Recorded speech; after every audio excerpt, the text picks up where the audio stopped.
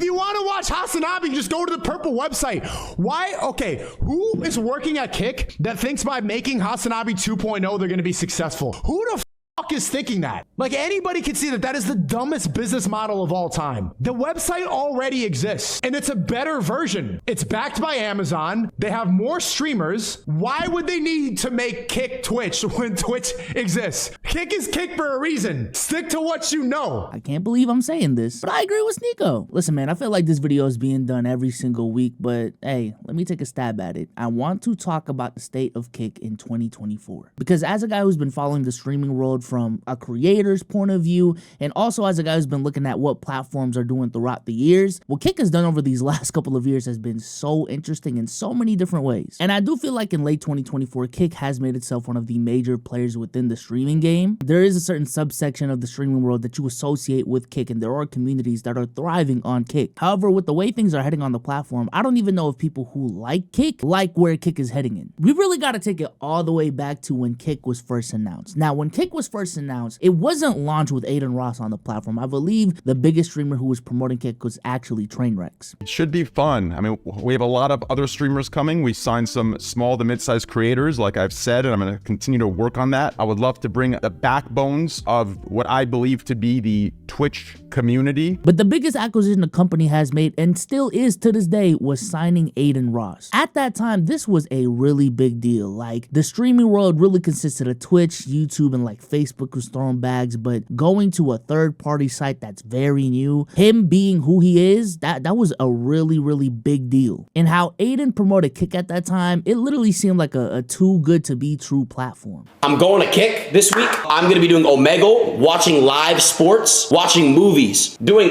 unlimited. We can literally watch together. I can check off with you. No, I'm still celibate. But if I wanted to, we can do whatever the fuck we want. There's no terms of service over there. Mind you, this came off of a year where Twitch was getting criticized very heavily by its own creators and by its own community. People didn't like the inconsistent bans on Twitch. They were promoting gambling. They were promoting hot tub streams. People didn't like how many ads there were on the platform. Creators were only getting a 50-50 split when it comes to the sub split. And then here comes Adin Ross promoting this new platform, which apparently is just the wild west where you can do anything and everything you want. You can stream whatever. You can say whatever. There's no ads, and apparently on every single sub you get a 95-5 split. The sub split is 95-5. Starting on Tuesday, you get that if you have an average of 5 viewers for at least 3 hours or longer. 95-5 split is pretty fucking amazing. That's literally 2 subs on Twitch equal 1 sub on Kick. You know what I'm saying? That's fucking massive. And on Adin's very first stream, what did he do? He streamed the fucking Super Bowl. Yes, the Super Bowl. And honestly, I'm surprised nothing ever came from that stream, because that stream was crazy. And if y'all remember what Kick looked like in its first month, it really was the wild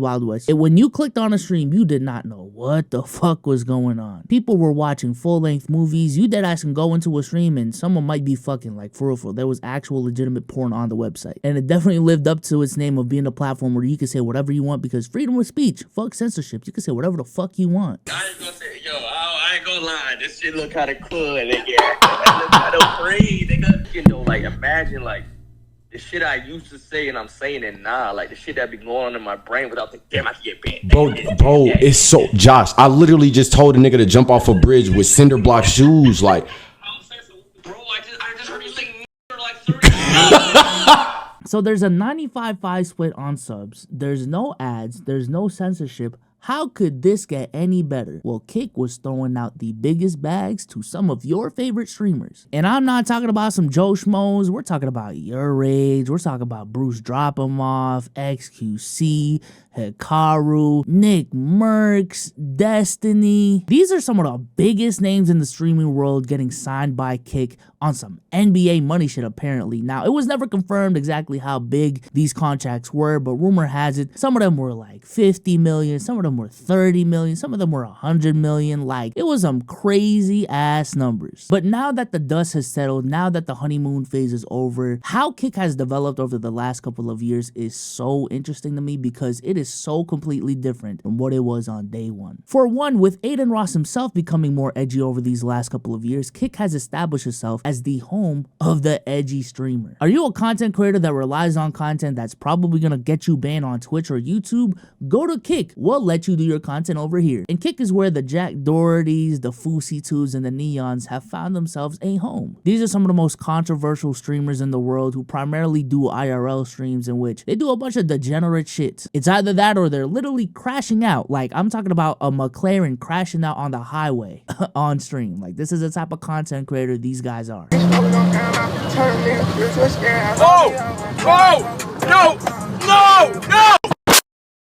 You got guys like Johnny Somali on here as well, doing the craziest shit in the world, to the point where I believe he's actually sentenced to 10 years in South Korea. Can I eat your eat your Oh my god! Oh my! Yo! Oh my! Yo, Gino! Oh, you a bad, I swear to God. You a bad, I'll take you to dinner. I swear to God, I'll change your life. I'll change your life, baby. Father was right to say you should never have kids. Your father was right. Your father was right. 소주 안 된다고. 폴리스? Call the police, stupid. 폴리스 불러요, 형님. Stupid. I didn't even drink here. Are you dumb? I already Anonymous done said five.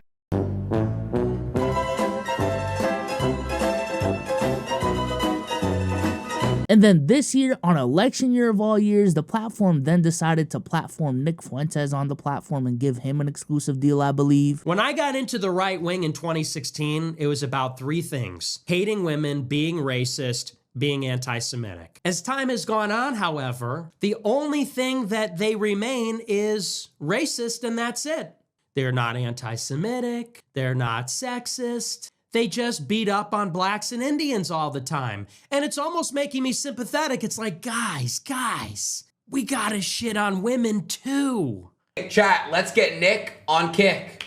My first Kick stream coming up? Yeah, maybe I'll do one. I gotta get my username though. Could you get me my username and then I do one for sure? 100% I'll get your username. Yeah, then I'll do it. I'll do a Kick stream. I'll stream here every night. And now Sneako regularly streams on the platform, and that's interesting to me because I believe in Sneako's community, they kind of view Kick as a more PC version of his Rumble streams. 2024, you can argue, has been the most important year for Kick for two reasons. Number one, a lot of the streamers that they gave streaming deals to, those deals are expiring this year and they are set to make big decisions on their platform. Some of them already have. And number two, as we are getting to a point where Kick is not just a new platform, it is just one of the platforms out there, some of the stances that they had at the beginning of their launch are just not the same, and the community's reaction, both from a viewer and from a creator's point of view, has been very, very interesting, for better or for worse. So let's start off with these streaming deals, because these streaming deals involve some pretty big names. Like, we're talking about the XQCs, the Your Rages, and the Bruce Drop-em-offs. Now with Bruce Drop-em-off, according to Adin Ross, essentially Kick offered Bruce a deal right around what Cheezer was getting, and Bruce essentially said, yeah, that's not enough money, and went back to Twitch. All right, you guys know Bruce was going to re-sign to Kick, but he got offered something like pretty much like lower than Cheezer, and he was like, I'll do it for this much, which is pretty much like the amount Cheezer's making, and they said no, and then he went back to Twitch. I swear to God, I'm not even trolling. I said it, Convy. I let it go. I don't know. I don't give a fuck, bro. Like, I said it, Convy. I'm sorry, bro. I had to do it, bro. Nick Merckx recently made an announcement where he said, lads, my Kick deal is up. They showed mad love over the last 2 years, and for that, I'm super grateful. Wishing them nothing but continued success. Moving forward, we will be primarily on Twitch. Though no platform is perfect, I believe this is best for the community. See ya tonight. And arguably the biggest and most impactful streamer that Kick can lose this year, Your Rage, has been on a break over the last couple of months, primarily because his Kick deal is up and he has a very big decision to make. Should he stay on Kick, or should he go back to Twitch? Let's keep it a stack. A lot of Rage's friends are still on Twitch, and there's a fear of missing out factor in all of this. But on the other hand, Agent even said this himself to Rage. This may be the last year Kick is offering deals like this, so if I'm Rage, hey man, take the money for the next year and come back to Twitch right afterwards. You spend a lot of money, bro. I'm not gonna lie. Like, your lifestyle is just very expensive. So realistically, you're not going to downgrade that. And I also know that you don't stream that much. Like, you stream every other day when you're on. So, which is a good pace. But it means that, like, realistically, you would stand to make significantly less if you go on Twitch. So if you go on Twitch, it would just be for your own pure enjoyment.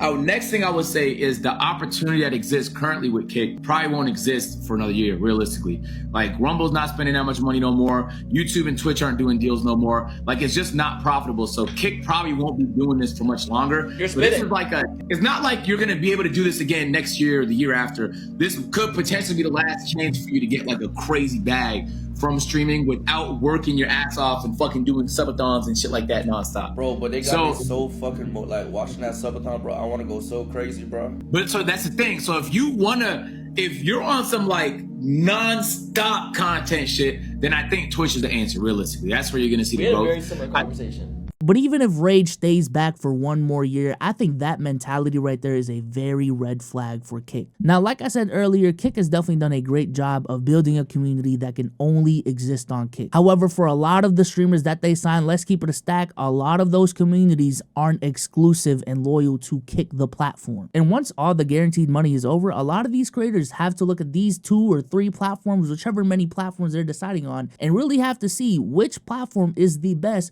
without guaranteed money in the equation. Worst side being on Kick for the year. I'm not gonna lie to you. It's the worst time I've ever had in streaming. The beginning was cool. I learned so much shit behind the scenes from being behind the scenes and knowing shit. And it just kind of fucked up my love for streaming being on that site, if I'm being honest with you. Because I got lazy. And yeah, you niggas probably seen the number that I was making an hour. I ain't gonna say if it's true or not, because that ain't none of y'all goddamn business.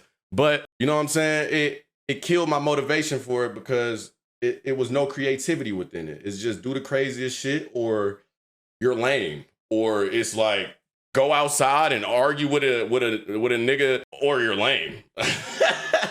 And without guaranteed money in the equation, Kick just isn't a compelling product compared to Twitch and YouTube. It just isn't. On one hand, YouTube has the biggest user base. And while on the other hand, Kick is more loose with the TOS and they do have the 95-5 split, a lot of streamers would still be losing a bunch of money streaming on Kick instead of Twitch because on Twitch, there are ads. And while the sub split isn't as good on Twitch as it is on Kick, typically for a lot of these streamers, they just have more people to stream to on Twitch. Twitch also has in-app incentives like ad-free viewing, which incentivizes people to naturally sub up on Twitch, and that doesn't exist on Kick. And a lot of the streamers that got a Kick deal may also be able to get a 70-30 split on their subs instead of the default 50-50. Long story short, that 95-5 split really doesn't mean much to a lot of these big streamers. And let's keep it a stack, a lot of the streamers who got a Kick deal, a lot of their friends are still streaming on Twitch. But also with some of the changes that Kick had over this last year, pun intended, low-key, they're losing some of their edge. Which I said in the beginning of all of this, because in the beginning of all of this, there was so much made on why YouTube and Twitch were censoring its creators.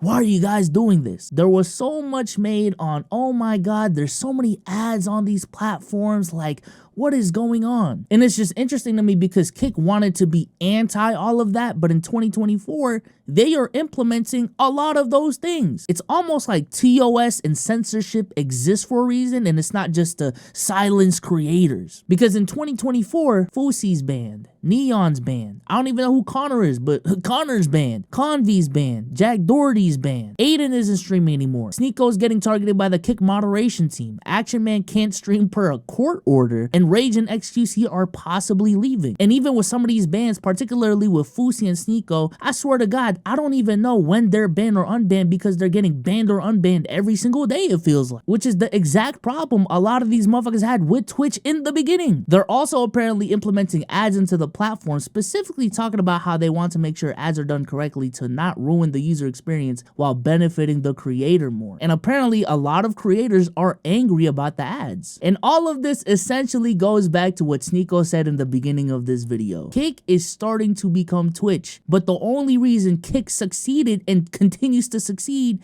is because it is the anti-Twitch. But every single day, they are starting to see that Twitch operates and exists the way that it does for a reason. And it's not just to fuck up creators, it's not just to silence creators or make the viewing experience as bad as it can be. No, there are actual logistical reasons for this, and it's not just to silence the people. And now here we are in 2024, Kick's TOS is getting stronger. You can't just say anything you want on the platform, but it's hard when the only thing you got going for you compared to YouTube, compared to Twitch, isn't discoverability because that's YouTube's front, isn't Twitch's UI because you literally stole Twitch's UI. It's solely because of the fact that edgy streamers can find a home on your platform, but as the platform continues to evolve and can't be a home for those edgy streamers, then what the fuck do you got? A Twitch clone? And if all you have is a Twitch clone, I'ma just stream on Twitch. But let me know what you think in the comment section down below. I don't even think this video is just about how terrible of a platform Kick is. This is more so like a business video, to be honest with you. Do you guys think Kick is gonna be something that's gonna be around in 4 to 5 years? Or is this platform really cooked in 2 to 3? But with that being said, let me know what you think, and I'm out. Peace.